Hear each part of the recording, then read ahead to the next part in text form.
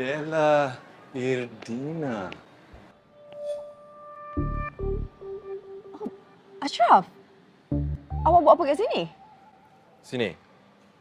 Ni kan mall. Jalan-jalan lah. Saya dah nampak dah awak tadi kat sana.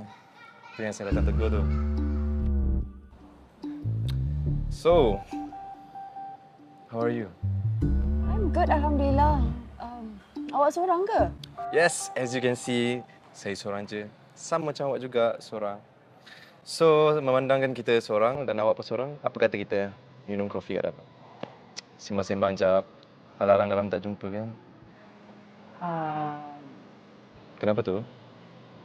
Ada orang marah ke? Boyfriend marah ya? Entah, actually, saya dah kahwin. Oh, wow. Really? Congrats. Tapi tak jemput saya pun. Sedih.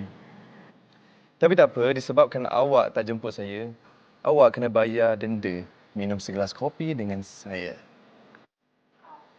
Come on, for all time's sake. Hmm?